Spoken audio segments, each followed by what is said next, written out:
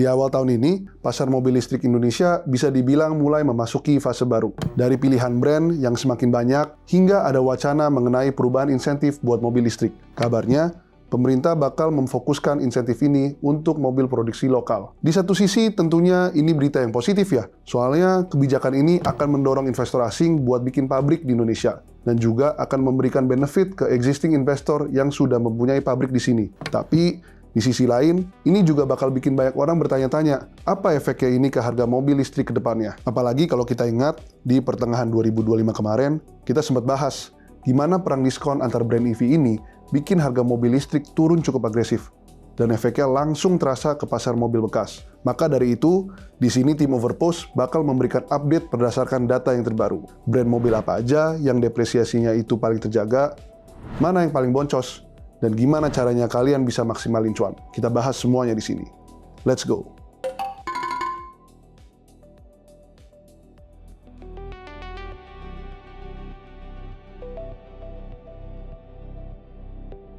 Seperti biasa, kita jelasin dulu ya metodologinya.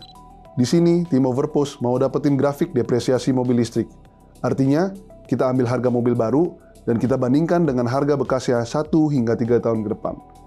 Dan buat sampel datanya, kita bakal ambil dari 2 kelompok. Untuk kelompok pertama ini adalah kelompok mobil listrik pionir. Mobil listrik itu baru mulai hype kira-kira di 2022 dengan peluncuran Hyundai Ioniq 5 dan Wuling REV. Jadi, bisa dibilang 2 tipe mobil ini adalah salah satu pelopor mobil listrik yang untuk mass market. Memang ada beberapa mobil listrik yang keluar sebelum 2 ini, tapi demand-nya tidak se-booming ini. Nah, kita bakal ambil harga mobil baru yang 2 ini pas baru dirilis tahun 2022 dan kita akan bandingkan dengan harga bekasnya di tahun 2023. Lalu kita bandingkan lagi dengan harga bekasnya di tahun 2024 dan juga di tahun 2025. Lalu untuk kelompok kedua ini adalah kelompok mobil listrik yang baru dirilis pada tahun 2024. Kita bakal bandingkan pergerakan harganya dengan mengambil harga bekas di tahun 2025. Tujuannya, kita mau bandingin nih, setelah mobil Cina ini datang ke Indonesia, gimana sih depresiasinya untuk mobil-mobil yang baru dibeli di tahun 2024? Seperti riset di video-video sebelumnya, di sini kita cuma ambil data harga dari type dan varian yang sama dan range kilometer yang mirip-mirip. Dan untuk tiap data point ini, minimal kita ambil 3 sampel penawaran, harga cash crush. Ini harga penawaran ya, bukan harga transaksi real. Soalnya, nggak ada data transaksi yang komplit. Sampai ada harga transaksi mobil bekas dari berbagai brand di tahun 2022, 2023, 2024, dan 2025 yang tersedia di publik. Dari dealer dan showroom mobil pun, nggak mungkin bakal mau sharing harga transaksi mereka ke publik. Soalnya kita paham ini rahasia dapur mereka lah. Dan kalau ada pun yang mau ngasih, tim research kita malah bakal bingung punya kepentingan apa dia mau ngasih. Tapi intinya, walaupun ini ada simplifikasi, secara prinsip harusnya deviasinya nggak signifikan. Soalnya, tujuan kita adalah untuk mengambil data yang bisa merepresentasikan tren yang terjadi secara general di lapangan. Kita langsung aja ke kategori pertama.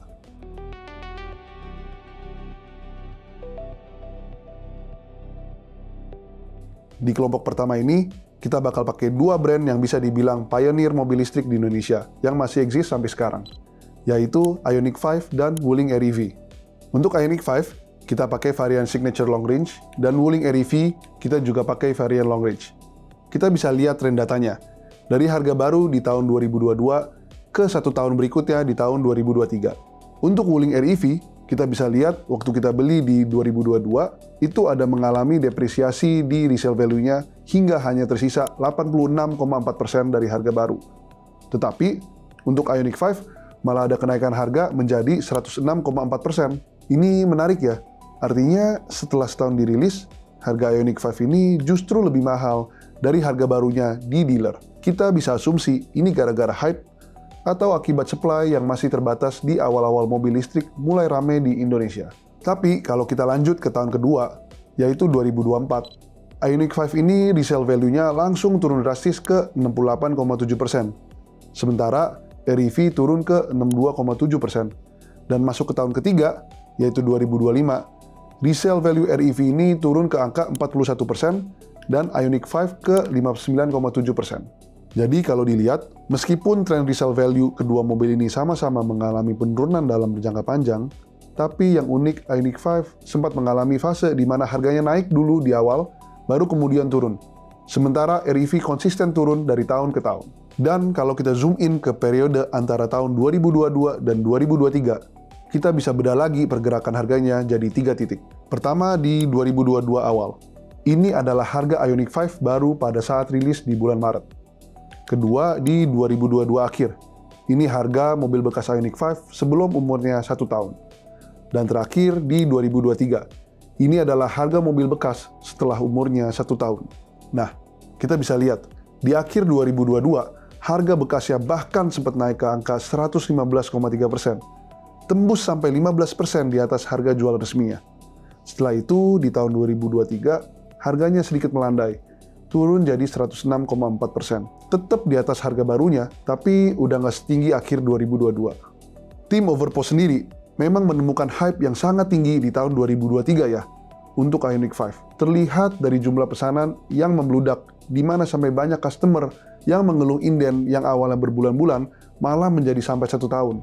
Makanya, mau untuk iPhone, mobil, saham, kripto, ternyata yang namanya FOMO itu konsisten ada di mana-mana ya.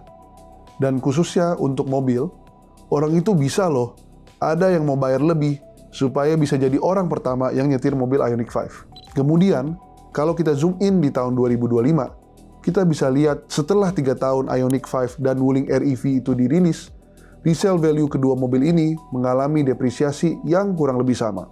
Di tahun 2025 sebelum acara Gias, harga bekas Ioniq 5 turun jadi 61,3%.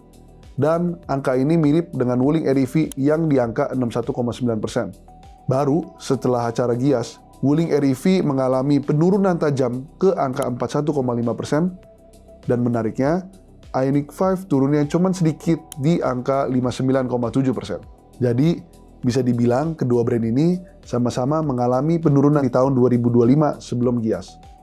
Tapi, Wuling REV mengalami penurunan yang jauh lebih tajam setelah Gias. Kalau kita ingat lagi, di tahun 2025 ini, banyak mobil China yang ngeluarin model baru dengan harga yang lebih murah dibandingin kompetitornya saat itu. Yang terjadi, mobil listrik lainnya terpaksa ikutan diskon habis-habisan, termasuk Wuling REV dan Ioniq 5 yang sempat kami bahas di video sebelumnya.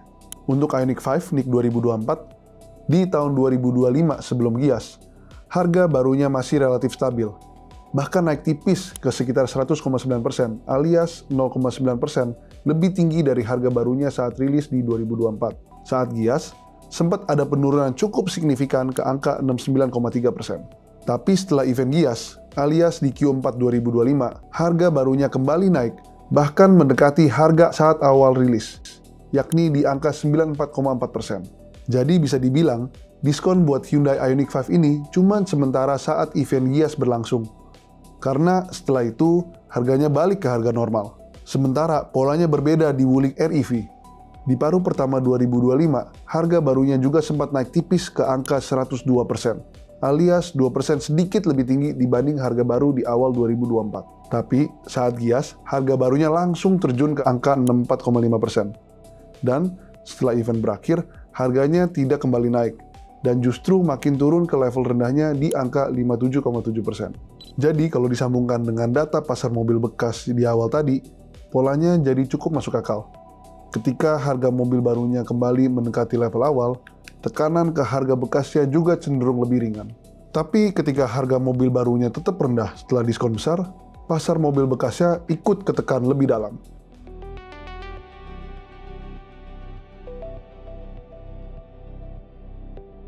Gimana dengan mobil-mobil baru yang dibeli tahun 2024? Di mana ini bisa dibilang fase berbagai brand mobil listrik udah secara masif masuk ke pasar otomotif Indonesia. Gimana dengan hasil depresiasi mobil tersebut sebelum Gias dan setelah Gias di tahun 2025? Nah, kalau kita flashback sedikit, di tahun 2024, konsep mobil listrik tentunya udah nggak sebaru 2022 ya, saat industri mobil listrik cuman hanya didominasi oleh Wuling dan Hyundai.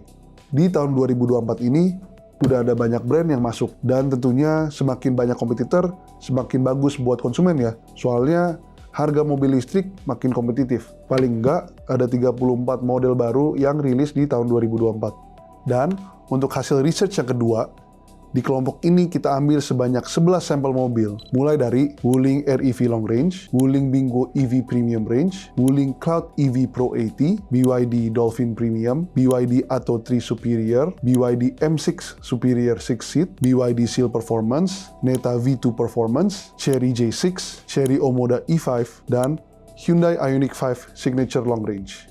Kalau dilihat sebelum 1 tahun dari perilisan 11 mobil ini, tepatnya di awal 2025 sebelum event Gias, hasilnya cukup menarik ya.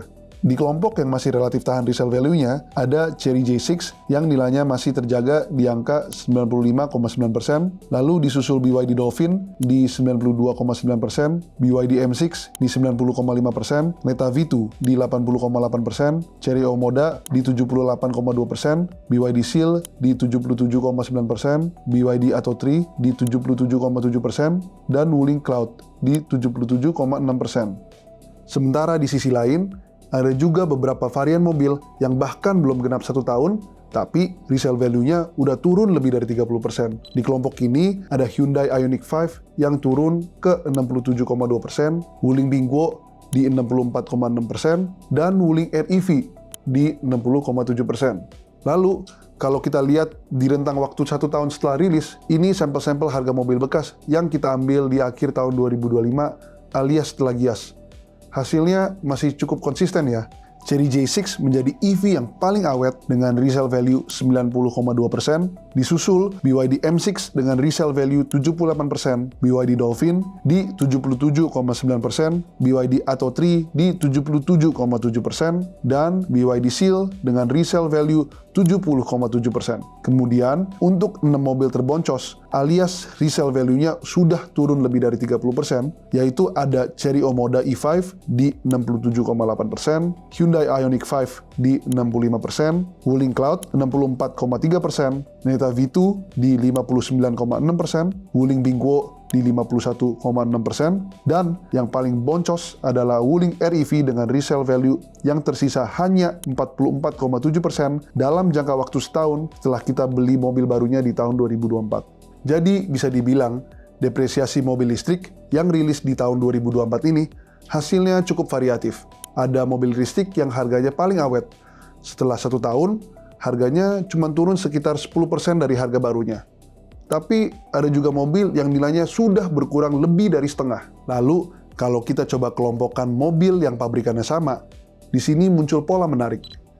Sebelum usia 1 tahun, di paruh pertama tahun 2025, sebelum Gias, BYD dan Chery ini bisa dibilang brand yang paling awet ya. Di mana BYD untuk Type M6, Atto 3, dan Seal, resale value-nya itu di rata-rata paling tinggi yaitu kisaran 87,6%. Kemudian disusul oleh brand Chery J6 dan Omoda E5, resale value-nya rata-rata di angka 87%. Dan di periode yang sama, Wuling dengan tipe REV, Bingo EV, dan Cloud secara rata-rata udah turun di angka 67,7%. Dan hasil ini juga konsisten setelah 1 tahun perilisan, alias setelah Gias di paruh kedua 2025, di mana brand Chery resale value-nya turun ke angka 79%.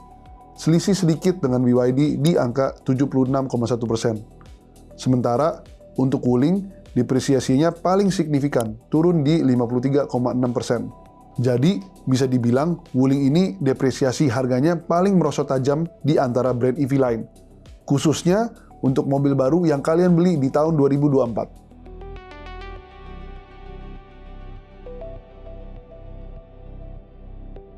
Pasar mobil listrik udah cepet banget ya berkembangnya.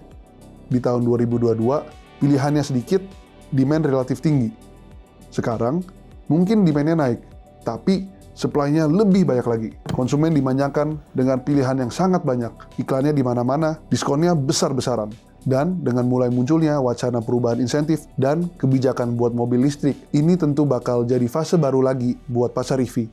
Tren dan pola depresiasi untuk mobil-mobil dan merek-merek yang kita sebutkan sebelumnya berlaku secara historical, karena itu semua by data. Tetapi, sama seperti saham, kripto, reksadana, atau obligasi sekalipun, performa masa depan belum tentu sama dengan performa sejarah.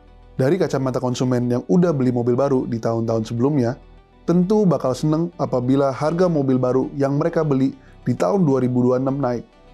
Karena artinya resale value-nya pasti akan lebih terjaga. Tapi itu tentu nggak bagus untuk brand mobil, karena mereka bakal lebih susah untuk jualan mobil baru. Jadi, semuanya itu plus minus. Ada winner dan ada loser. Yang mana yang akan menang dengan kebijakan baru akan kita review lagi di kemudian hari, karena ini semua sangat dinamis dan bakal tergantung gimana implementasinya di lapangan ya. Anyway, kalau kalian mau belajar gimana caranya Hengki merintis kekayaan di dunia saham, kalian bisa klik videonya di sini. Atau, kalau kalian belum nonton perbandingan depresiasi EV di tahun sebelumnya, kalian bisa nonton videonya di sini. Thank you, and I will see you guys again in the next video.